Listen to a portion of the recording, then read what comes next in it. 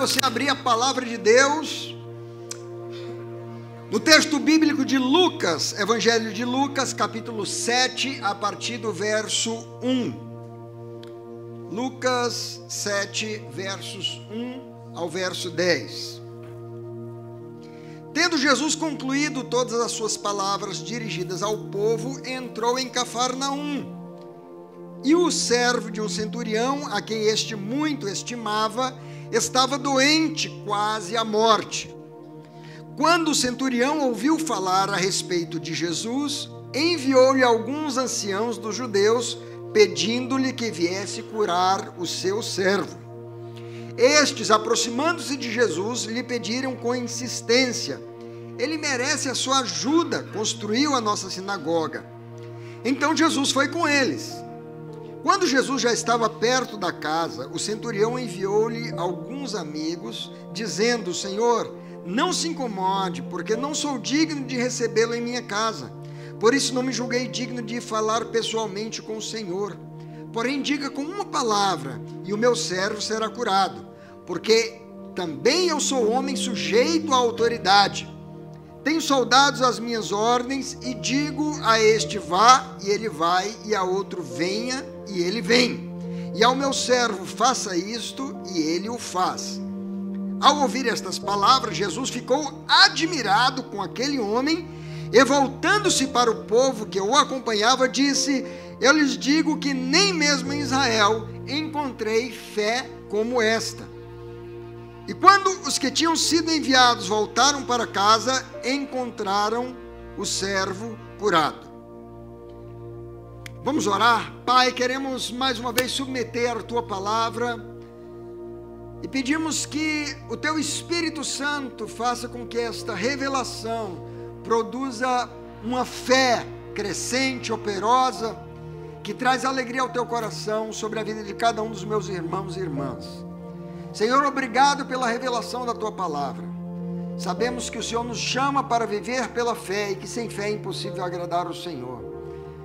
Submetemos a nossa vida à obediência da Tua palavra, em nome de Jesus. Amém. Amados, a Bíblia fala muito sobre a importância da fé. Na verdade, Hebreus capítulo 11, verso 6 diz que sem fé é impossível agradar a Deus. Romanos 1,17 diz que o justo viverá pela fé. 1 Tessalonicenses 1,3 fala da operosidade da nossa fé. Efésios 2,8 vai dizer que nós somos salvos mediante a fé. Há muitas passagens bíblicas que falam sobre fé. Fé está no centro, no cerne da vida cristã. Não existe relacionamento com Deus, não existe vida cristã autêntica sem fé. A fé é crucial, é fundamental para que nós vivamos a nossa caminhada com o Senhor. E nesse texto que nós lemos aqui, Jesus encontra um homem e exalta a fé deste centurião, ao dizer que nem mesmo em Israel ele havia achado fé igual. Então pense quantas pessoas Jesus encontrou, quantas pessoas Jesus viu elas expressando a sua fé, mas comparando, ele diz: olha, não achei ninguém com tamanha fé como a desse centurião. Então, queridos, nós temos algo a aprender com a fé deste homem. É uma fé diferenciada, é uma fé que está num outro nível, não é? E eu queria refletir com você nessa manhã sobre o exemplo de fé deste centurião. Esse então é o tema da nossa mensagem de hoje, um exemplo de fé. Nós vamos olhar para a fé desse centurião e procurar entender quais são os elementos, quais são as características dessa fé, o que nós podemos aprender com a fé deste homem que Jesus falou: não encontrei, nem mesmo em Israel, a fé como essa deste centurião. Então vamos lá. Alguns elementos que compõem essa fé. O primeiro deles é a compaixão que nós vemos na vida desse centurião. Acompanhe comigo aí o verso 2 de Lucas 7. Diz assim: e o servo de um centurião, a quem este muito estimava. Então, aquele centurião tinha um servo que era muito querido, era muito valioso para ele. A palavra estimada é a palavra íntimos, que significa digno de grande honra. Alguém muito querido, muito precioso. Paulo vai usar essa expressão íntimos como muito querido, né? Muito estimado, quando ele fala de Epafrodito, um cooperador precioso para Paulo, que arriscou a própria vida chegando a ficar doente à beira da morte. Paulo fala dele em Filipenses 2, 27 a 29, quando diz: de fato adoeceu e estava à beira da morte, mas Deus se compadeceu dele, e não somente dele, mas também de mim, para que eu não tivesse tristeza sobre tristeza. Por isso, tanto mais me apresso em mandá-lo, para que, vendo-o novamente, vocês fiquem alegres e eu tenha menos tristeza. E aí Paulo vai dizer: recebam-no, pois, no Senhor com toda alegria e honrem. Aqui é a palavra íntimos, que a palavra significa ser muito estimado, ou seja, deem honra a homens que são como ele, né? Homens sempre os que são como ele. Então nós encontramos aqui no versículo 2 de Lucas 7, que este servo era muito querido, era considerado alguém digno de muita honra por parte desse centurião, e que este servo estava doente, numa condição quase à morte. Na verdade, quando a gente combina os relatos de Lucas, que era médico por sinal, e o relato do evangelista Mateus narrando o mesmo episódio, nós vamos entender que a condição severa desse servo era de tal forma que trazia uma grande preocupação para aquele centurião. Por exemplo, Lucas vai dizer que ele estava doente. A palavra asteneu, steneu, significa força. Então, ele estava completamente desprovido de força, numa condição crítica, quase à morte. Mateus vai dizer que ele estava deitado numa cama, paralítico e sofrendo horrivelmente. Então, o que é que nós concluímos? Qual era o estado desse servo? Ele foi acometido por alguma doença grave que nós não sabemos, mas essa doença, essa enfermidade causava uma fraqueza extrema e muita dor, deixando-o no estado de paralisia, sem forças, e essa condição se agravara ao ponto de ele estar correndo o risco de perder a vida. Ele estava chegando numa condição terminal. Então, aquele homem, vendo o seu servo em meio àquele sofrimento horrível, em meio a tanta dor, a tanta fraqueza, paralisado, sofrendo, vai dizer o verso 3 de Lucas 7, que quando o centurião ouviu falar a respeito de Jesus, enviou-lhe alguns anciãos dos judeus pedindo-lhe que viesse curar o seu servo. Veja que coisa, esse centurião, ele se compadeceu. Ele pensou: eu tenho que fazer alguma coisa por esse servo, eu não posso deixá-lo nessa condição. Mas ele era limitado na sua capacidade de poder fazer alguma coisa. Mas um dia ele ouviu falar de Jesus, e ele soube que Jesus estava por ali, em Cafarnaum, e ele disse: essa é a chance de eu fazer alguma coisa pelo meu servo. Ele se compadeceu. Amados, a compaixão é um elemento essencial no exercício da fé que produz o milagre. Jesus se movia por compaixão.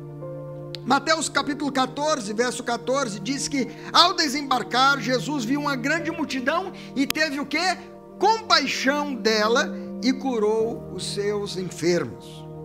Lucas capítulo 7, verso 13, diz que quando o Senhor viu aquela viúva que estava indo num cortejo fúnebre, levando o seu filho, indo enterrar o seu filho, ela já tinha perdido o marido, e agora o que lhe restava era esse filho, e ela estava muito afligida, sofrendo com aquela condição. Diz o verso 13, quando o Senhor a viu, compadeceu-se dela, ele disse: não chore.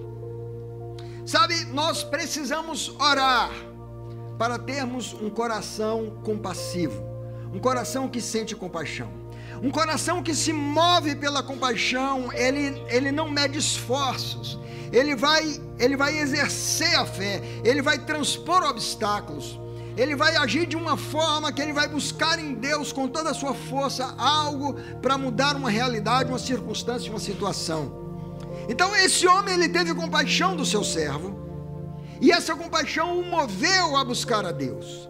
Nós precisamos pedir e dizer: Senhor, eu preciso ter compaixão, Talvez você tenha um vizinho, você tenha um parente, você tem uma pessoa que você conhece, ou mesmo alguém que você não conhece, mas vê numa condição crítica, você recebe uma notícia. Às vezes o nosso coração está calejado e a gente nem dá atenção a isso, mas nós precisamos orar e dizer: Senhor, tem misericórdia de nós. O Senhor é um Deus que sentia compaixão pelas pessoas. Me ensina a ter compaixão, me ensina a não ficar indiferente, porque esse coração de compaixão vai nos levar a exercer uma fé operosa. Amém, queridos? Segundo elemento que nós vemos aqui na fé do centurião é o ouvir. O centurião ouviu acerca de Jesus. Veja o verso 3. Quando o centurião ouviu falar a respeito de Jesus. Ouvir a palavra de Deus é um elemento fundamental para uma fé que funciona. Romanos 10:17 vai dizer que assim a fé vem pelo ouvir, e ouvir pela palavra de Cristo. Tudo começa quando nós ouvimos a palavra de Deus. A palavra de Deus é poderosa, a palavra de Deus é verdadeira. Deus é fiel, e quando nós ouvimos dos seus milagres, a nossa fé é fortalecida. Ele ouviu falar de Jesus. Nós vemos outros exemplos de pessoas que, por terem ouvido falar do Senhor, alcançaram um milagre. Por exemplo, Marcos capítulo 5, 27, fala que havia uma mulher que estava sofrendo há 12 anos com uma hemorragia, indo cada vez a pior e tendo gasto todos os seus recursos com os médicos, sem nada lhe adiantar. Mas diz o verso 27 que, tendo ouvido a fama de Jesus, ela tomou uma decisão. Ela disse: eu apenas tocar nas vestes dele, eu serei curada. E movida por essa fé que ela ouviu, ela se dirigiu em meio à multidão, rompeu por entre a multidão, até chegar em Jesus e tocar nas suas vestes, e ela experimentou um milagre. Ela foi instantaneamente curada, porque ela ouviu falar de Jesus.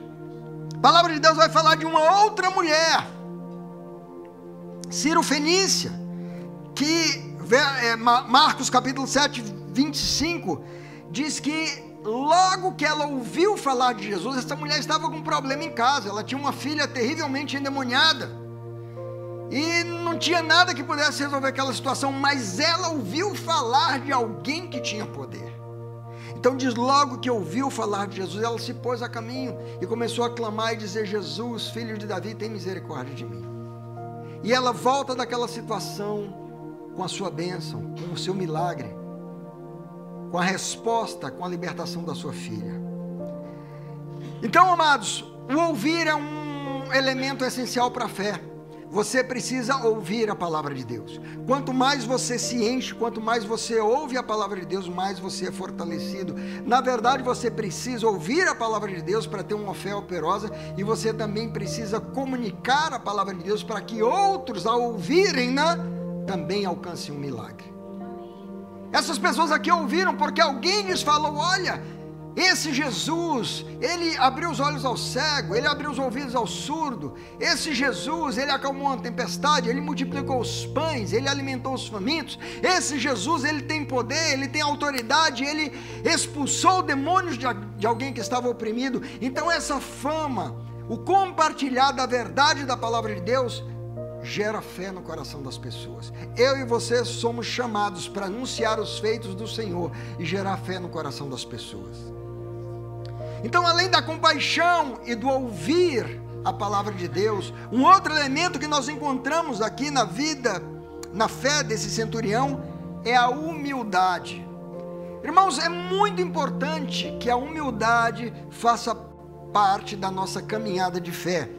Acompanhe comigo o verso 3, diz que quando o centurião ouviu falar a respeito de Jesus, enviou-lhe alguns anciãos dos judeus, pedindo-lhe que viesse curar o seu servo. O relato de Mateus vai dizer que ele implorava que Jesus o curasse. Agora, deixe-me falar com você o que era um centurião. Centurião era um oficial militar, um oficial romano, que ele comandava uma centúria, um grupo de 80 a 100 soldados. Ele tinha essa posição militar de autoridade e liderança, e ele era treinado, ele era destacado com um grupo de soldados romanos e deveriam estar prontos para atuar, debelando qualquer insurreição, qualquer rebelião, qualquer problema de distúrbio que houvesse nas províncias romanas. Então esse era um homem poderoso do ponto de vista de autoridade. Ele tinha força militar, ele tinha autoridade dada pelo império para atuar, para agir, para prender pessoas. E esse homem, ele tinha um grupo de soldados que lhe obedeciam mediante uma palavra que ele comandava. Inquestionavelmente as pessoas que estavam sob o seu comando lhe obedeciam. Não tinha uma segunda via, não tinha uma segunda opção. E esse homem, com toda essa autoridade, com todo esse respeito, com todo talvez o medo que impunha naquela região onde ele estava atuando, ele chega até Jesus e ele é uma autoridade, mas ele reconhece que Jesus tem uma autoridade superior. Ele reconhece que a autoridade de Jesus sobre uma jurisdição que ele não tinha poder, a jurisdição da doença, da paralisia. Então diz que ele implora. Você pode imaginar um oficial romano, um homem temido, um homem que tem homens à sua disposição, ele chegando diante de Jesus, se humilhando, implorando, suplicando. Ele não chegou com sua pompa, com seus distintivos, com a sua posição militar, dando carteirada e dizendo: olha Jesus, eu tenho uma autoridade aqui, eu quero que você faça isso, faz um milagre aí, cura agora o meu servo. Ele não impôs, ele não coagiu, ele não constrangeu Jesus a fazer isso. Ou ele poderia ter buscado recursos de Roma, ou recursos de alguma outra fonte, e dizer: olha, eu vou te pagar, eu vou te presentear, eu vou te recompensar com muitas coisas se você curar o meu servo, porque eu tenho o poder de fazer isso. Ele não subornou Jesus. A atitude desse homem foi uma atitude de humildade. Ele foi humilde. E diz os versos 6 e 7, veja o nível de humildade com que ele se humilha. Ele diz: porque eu não sou digno de recebê-lo em minha casa. Irmãos, quem aqui, se soubesse que Jesus estava passando por aqui, indo na sua casa, não ia querer recebê-lo? E ele falou: Jesus, eu não sou digno de recebê-lo em minha casa. Aliás, ele falou: Jesus, eu não me julguei digno nem mesmo de ir à tua presença. Então veja a profundidade da humilhação desse homem que é um oficial romano temido, que tem homens a seu comando, mas ele se humilha. Alguém disse que o caminho da exaltação é pavimentado com as pedras da humildade. Alguém já disse que a profundidade com que alguém se humilha define a altura com que alguém é exaltado. Sabe, amados, Deus resiste ao soberbo, mas ao humilde, a palavra de Deus diz que Ele concede a sua graça. Isso me faz lembrar de um outro oficial, de um outro militar, um herói de guerra da Síria, chamado Naamã, que apesar de todo a sua coleção de vitórias, o seu currículo brilhante, como um herói de guerra, contudo por debaixo daquela farda pomposa, imponente, havia um corpo leproso, cheio de chagas, purulento, fedido. E aquele homem, diante de uma situação que não existia recurso, não existia nada do ponto de vista humano, médico, que pudesse mudar a sua condição, ele ouve falar que lá em Israel havia um homem de Deus. E ele se dirige para lá em busca de uma cura. Mas aqui é o caminho contrário, porque ele vai com toda a expectativa de, por ser alguém importante, as pessoas estenderiam um tapete vermelho para ele e viriam até o encontro dele, reverenciá-lo, exaltá-lo. Mas dessa vez é o homem de Deus que não vai à presença dele e manda o servo dizer que ele dê 7 mergulhos no Rio Jordão para que seja curado. E por causa do seu orgulho, o que ele faz? Ele começa a murmurar e dizer: mas esse rio tão sujo, Os rios da Síria são melhores, eu não poderia mergulhar lá. E revoltado, motivado pelo orgulho, ele dá as costas e decide ir embora. Mas graças a Deus que havia alguém ali com sensatez, com humildade, disse: mas general, se ele pedisse para você fazer alguma coisa mais difícil, que fosse trazer cura para você, você não estaria, não faria isso? Então ele decide, e depois de mergulhar 7 vezes, ele é curado. Queridos, uma fé desprovida de humildade, ela gera arrogância, soberba e não alcança o milagre. Nós precisamos trilhar o caminho da humildade para a gente acessar as riquezas dos milagres e do poder de Deus que estão disponíveis para aqueles que exercem fé nele. Quarto elemento na fé do centurião é a intercessão. Esse centurião, ele se colocou como intercessor. É interessante isso. O verso 3 diz que quando ele ouviu falar a respeito de Jesus, ele enviou alguns anciãos dos judeus pedindo-lhe que viesse curar o seu servo. Veja, esse centurião não estava pedindo a Deus alguma coisa pela sua própria saúde, para o seu próprio bem. Ele estava rogando a Deus, ele estava suplicando, implorando em favor de outra pessoa. Isso é o que define a intercessão, queridos. A intercessão é você suplicar em favor de outro.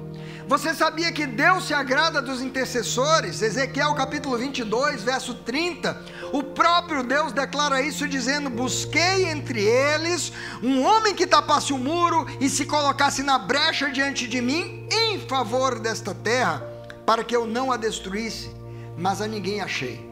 Olha o que a palavra de Deus está nos ensinando, que Deus está procurando intercessores, pessoas que entendam a importância, que entendam o papel do intercessor, pessoas que se coloquem no meio de 2 fatores, que intercedam. Isso agrada o coração de Deus, e essa foi a atitude desse centurião. Ele intercedeu. Eu quero perguntar a você: você tem intercedido por pessoas? Você tem clamado, suplicado a Deus em favor das pessoas, de outras pessoas? Porque às vezes a nossa tendência é a gente ficar chegando diante de Deus pedindo por tudo aquilo que nós queremos para o nosso próprio benefício. Nós pedimos por um salário melhor, nós pedimos por um trabalho melhor, nós pedimos por alguma coisa para a nossa família, para os nossos filhos, para a nossa casa, para o nosso conforto. E poucas vezes nos importamos de interceder, de se preocupar, de ter compaixão e clamar a Deus em favor de alguém. A Bíblia vai nos dizer que Moisés, por exemplo, ele intercedeu pelo povo no momento que o Senhor estava irado a ponto de destruir o povo. E por causa daquela intercessão, um milagre aconteceu e o Senhor não destruiu o povo. A gente vê Moisés intercedendo pela sua própria irmã, que num surto de insanidade, ela se rebela contra a liderança de Moisés e como consequência ela acaba ficando leprosa, numa situação que não tinha cura. Mas Moisés intercede por ela, e a misericórdia de Deus a alcança. Nós encontramos Abraão intercedendo por seu sobrinho Ló e sua família, que está em Sodoma e Gomorra, um lugar que vai experimentar uma destruição da parte de Deus. E por causa da intercessão de Abraão, a família de Ló foi poupada. Diz que quando desceu fogo do céu, fogo e enxofre, a palavra de Deus diz assim, que lembrando-se o Senhor da intercessão, lembrando-se de Ló por causa da intercessão de Abraão, ele livrou o sobrinho de Abraão daquela destruição. O papel do intercessor, nós vemos Jairo intercedendo por sua filha, que estava gravemente enferma, quase à morte. Nós vemos que pessoas intercederam pela sogra de Pedro, que estava ardendo em febre, e diante daquela intercessão, Jesus foi lá e a curou. Então todas essas intercessões, nós vemos as pessoas voltando com resposta, com milagre, com ação sobrenatural de Deus, porque intercederam. Há valor na intercessão. Deus se agrada com o coração de um intercessor. Porque o intercessor tira os olhos de si próprio para olhar para a necessidade do próximo. Isso revela o coração de Deus. E esse homem aqui, o centurião, ele tinha esse coração intercessor. Mas encontramos um outro elemento, um quinto elemento na fé desse centurião, queridos. É a confiança que ele tinha na autoridade de Jesus. Acompanhe comigo aí verso 7 e verso 8 de Lucas 7. Porém, diga uma palavra e o meu servo será curado. Porque também eu sou homem sujeito à autoridade. Tenho soldados às minhas ordens e digo a este, vá, e ele vai. E a outro, venha, e ele vem. E ao meu servo, faça isto, e ele o faz. É como se o centurião dissesse assim, olha, sob a minha jurisdição eu dou uma ordem e os meus soldados obedecem. Senhor, sob a tua jurisdição, quando ouvem a tua voz, as doenças, os demônios têm que obedecer. Sabe, queridos, fé é reconhecer e se submeter à autoridade. Esse homem traz aqui o conceito de autoridade nesse momento que ele está vivendo. Ele diz, Senhor, eu sou homem que lido com autoridade. Eu conheço o princípio de autoridade. Então, amados, fé é reconhecer e se submeter à autoridade de quem deu a ordem. O contrário, quando a gente não crê na autoridade, a gente acaba questionando. Olha que sério isso. Quando você não crê naquilo que Deus vai fazer, na verdade você está questionando a autoridade de Jesus. E o próprio Jesus nos ensina isso. Quando ele vai curar aqueles cegos em Mateus capítulo 9, verso 28, eles chegam suplicando ao Senhor. Aqueles homens chegam ao Senhor suplicando por cura. E o Senhor lhes pergunta, vocês creem que eu posso fazer isso? Olha qual é a pergunta que Jesus faz para eles. Olha qual é o teste da fé dessas pessoas que estão buscando uma cura. Jesus está perguntando, vocês creem que eu tenho autoridade, que eu tenho poder para fazer isso? A resposta daqueles homens definiu o milagre que eles queriam receber. Então nós encontramos na palavra de Deus muitas pessoas que buscaram o Senhor convictas de que o Senhor faria aquilo que elas estavam buscando e voltaram com o seu milagre. Por exemplo, como mencionamos, aquela mulher que tinha uma hemorragia, ela disse, se eu apenas tocar, eu serei curada. Ela creu. Nós vemos que um leproso, quando encontra com o Senhor Jesus, ele diz, Senhor, se o Senhor quiser, o Senhor pode limpar-me. Jesus falou, quero, fica limpo. Nós encontramos Pedro diante de uma tempestade terrível. Quando ele vê Jesus se aproximando do barco, andando sobre o mar, ele diz, Senhor, se és tu, manda-me ter contigo por sobre as águas. Pedro diz, Senhor, porque se o Senhor me der uma palavra, vai funcionar. E o Senhor Jesus fala, vem, e ele começa a andar. Numa outra situação, Pedro, depois de ter tentado pescar a noite inteira com seus companheiros, sem ter sucesso, houve uma palavra do Senhor Jesus dizendo, vai onde as águas são profundas e lança a rede. E ele, um homem do mar, um homem da pesca, um homem especialista, conhecedor,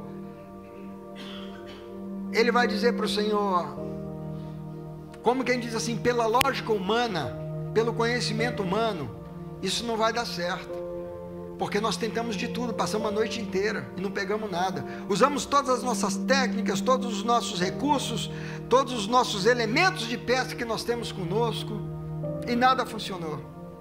Mas ele diz, sob a tua palavra, sob a tua palavra, sob a tua palavra, sob a tua autoridade, sob o teu poder, sob a tua ordem, sob a tua instrução, eu creio, Senhor, sob a tua palavra, nós vamos lançar as redes. E ao fazê-lo, queridos, um milagre aconteceu, porque um elemento fundamental para o milagre é você crer na autoridade, é você ter confiança na palavra que Deus te deu.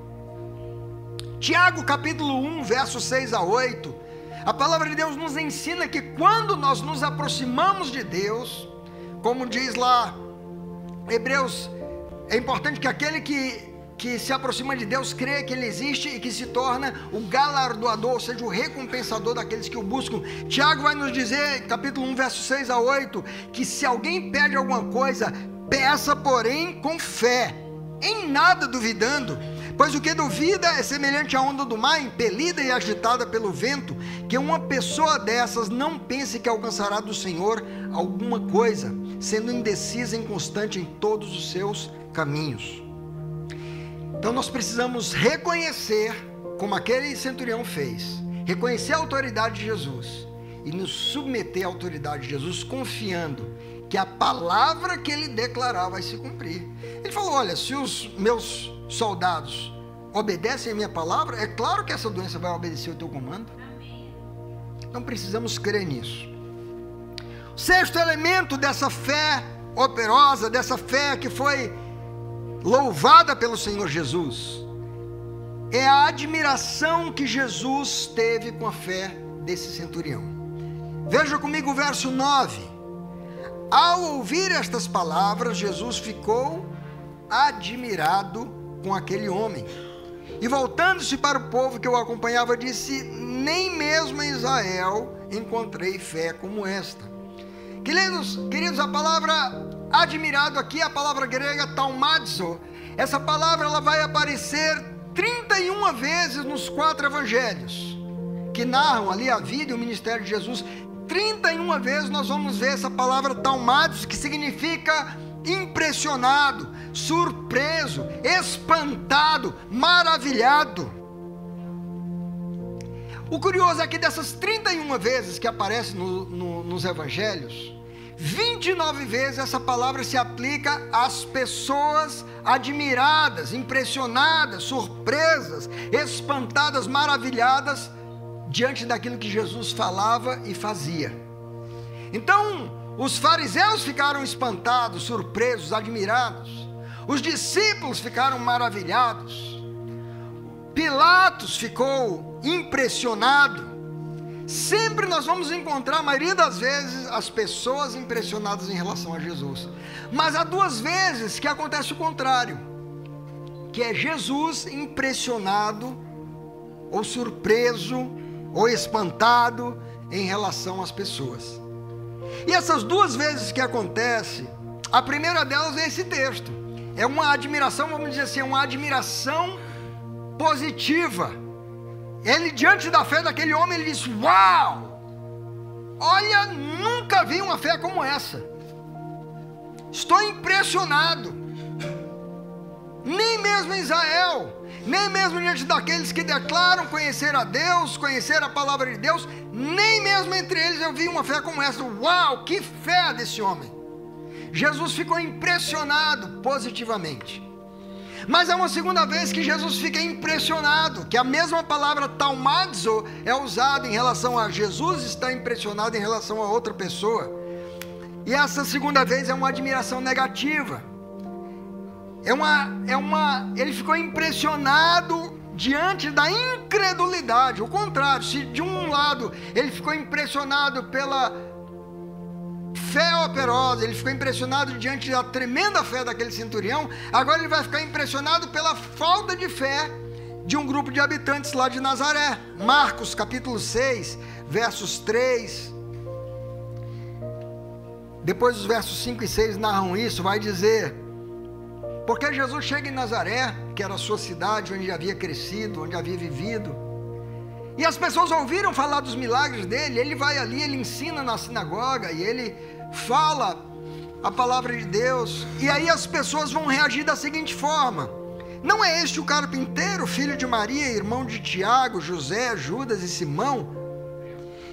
E suas irmãs não vieram aqui, não vivem aqui entre nós?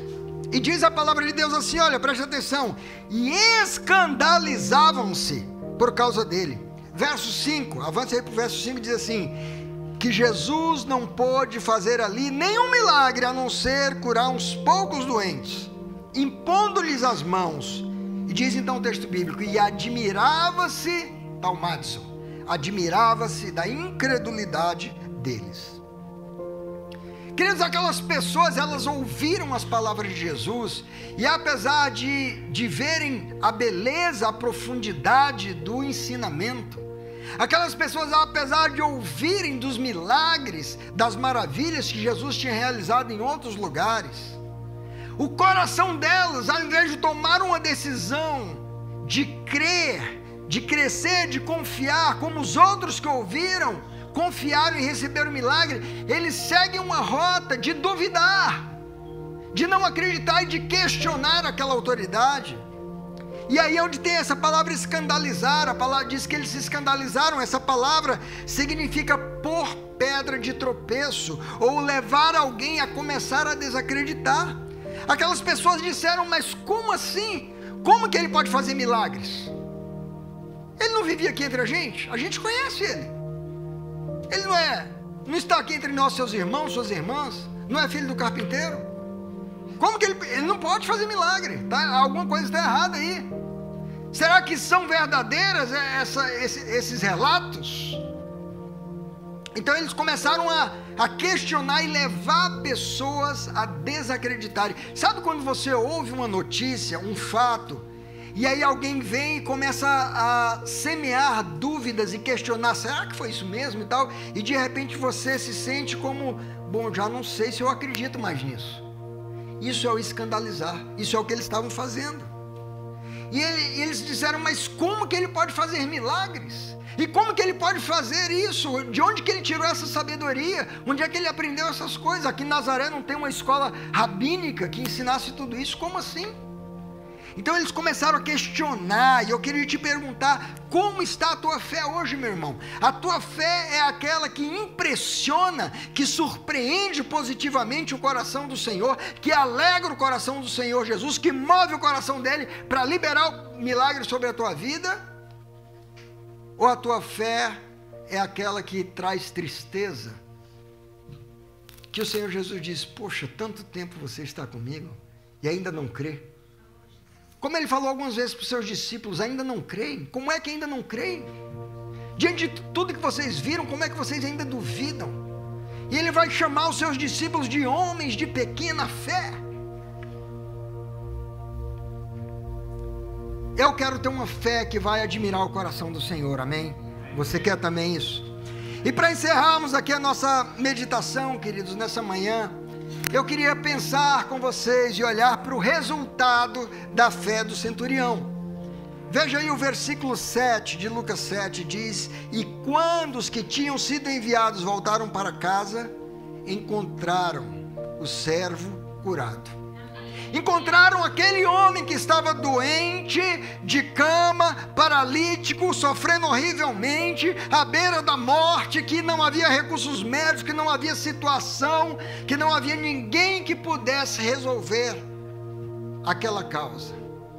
Mas porque aquele homem teve compaixão, teve um coração humilde, confiou na palavra do Senhor, foi quebrantado, como ele intercedeu, como ele confiou que Deus tinha autoridade, tinha poder para mudar aquela situação. Ele viu isso acontecer, por ele ter ouvido da fama de Jesus, da palavra do Senhor. É interessante que o relato de Mateus, capítulo 8, verso 13, Jesus fala assim, diante do pedido do centurião: seja feito conforme você crê. E diz o texto bíblico que naquela mesma hora, não foi depois, foi naquela mesma hora, o servo do centurião foi curado. Queridos, a fé genuína produz resultados, impacta circunstâncias e muda destinos. Quando Jesus fala seja feito conforme você crê, Jesus está declarando que a forma que eu creio vai determinar o resultado daquilo que estou pedindo. Esse é um elemento muito importante, uma fé que produz resultado. Então, se nós aprendermos com o centurião sobre uma fé que funciona, uma fé verdadeira, uma fé genuína. Nós vamos entender que precisamos ter um coração de compaixão, precisamos ouvir a palavra de Deus, precisamos nos humilhar, ter um coração de intercessor, confiar que a palavra do Senhor é verdadeira e vai se cumprir, e nos submetermos à sua autoridade. Ao fazermos isso, nós vamos surpreender positivamente, nós vamos gerar alegria no coração do Senhor Jesus, e isso vai resultar no milagre conforme eu e você cremos. Você está precisando de milagres na tua vida? Talvez você tenha uma causa aí que você está pensando que não há recursos humanos, que não há soluções do ponto de vista daquilo que os homens podem oferecer, que você precisa de um sobrenatural, que você precisa de um agir do Senhor na sua vida. E o mesmo Jesus que naquele dia entrou em Cafarnaum, e o centurião ouviu falar dele, e mandou alguém até ele para que viesse curar o seu servo. O mesmo Jesus está aqui nessa manhã. E o mesmo Jesus continua operando milagres, queridos. Então eu quero convidar você a se colocar de pé. E nós podemos hoje começar a exercer essa fé. Talvez você está aí com a necessidade que você precisa de uma intervenção. Talvez você conhece alguém e você está disposto a se colocar hoje como intercessor pela vida dessa pessoa. Vamos interceder, vamos orar, vamos confiar, vamos nos humilhar diante do Senhor. Diante daquilo que nós ouvimos, a palavra foi liberada, nós ouvimos. Vamos declarar que nós cremos que aquilo que o Senhor falar e mandar sobre a nossa vida, sobre essa situação, sobre essa circunstância, vai se cumprir. Glória a Deus. Vamos confiar que o Senhor tem essa autoridade. Vamos gerar essa alegria no coração do Senhor através de escolher na nossa fé. Não deixe que a sua mente coloque uma pedra de tropeço e escandalize você dizendo, mas olha, a lógica não permite que isso aconteça. Racionalmente falando, não tem como isso acontecer. Nós não somos chamados para confiar na razão, nós somos chamados para confiar na palavra de Deus. E você pode fazer isso nessa manhã. Aí onde você está, eu quero te convidar a você levantar a sua mão, como sinal de que você está dizendo, Senhor, preciso do teu agir, preciso do teu milagre, preciso do teu sobrenatural. Você vai fazer isso agora nessa manhã dizendo, Senhor, eu confio no Senhor. Eu creio, eu me humilho diante do Senhor.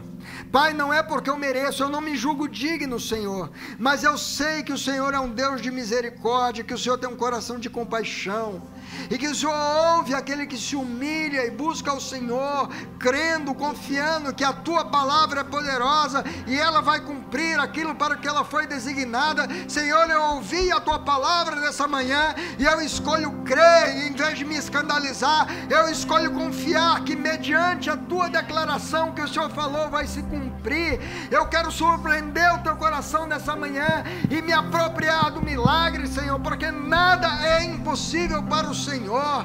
Pai, eu confio em Ti, eu quero colocar essa causa diante do Senhor, eu quero interceder por essa situação, por essa pessoa. Abre os seus lábios agora é o momento de você exercer a fé, em nome de Jesus. Aleluia, Senhor, nós confiamos em Ti, nós estamos agora diante da palavra que nós recebemos do Teu Espírito, colocando em prática, Pai.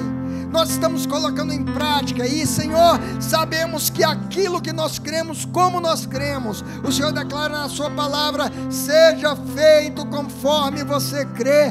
Nós escolhemos crer nessa manhã, crer contra a lógica, crer contra a razão, crer contra as explicações e argumentos humanos. Nós escolhemos crer, como aquela mulher com hemorragia disse, eu apenas tocar nas suas vestes, como aquele leproso disse, Senhor, se o Senhor quiser eu serei limpo. Pai, nós escolhemos crer, como Pedro falou, sobre a Tua palavra, eu vou obedecer, eu vou me submeter a essa autoridade. Pai, agora atenta aí para cada coração, Senhor, gera em cada coração essa fé operosa que Tiago nos fala, Senhor, gera em cada coração, Pai, essa fé que surpreende, que o Senhor elogiou como havia no coração daquele centurião, e nos leve a viver nessa dimensão de fé, de experimentar o milagre, de crescer no relacionamento com o Senhor. Aleluia, te damos graças, porque o Senhor continua operando milagres hoje. O Senhor é o mesmo ontem, hoje o será para sempre. O Senhor segue operando maravilhas, curando os enfermos, libertando os cativos, salvando os perdidos, Senhor. Te adoramos pela Tua palavra. Fortalece a Tua igreja, fortalece a fé de cada um dos meus irmãos, Pai. Que cada um de nós aqui sejamos encontrados como aquele centurião, de quem o Senhor disse: nem mesmo em Israel encontrei fé como essa.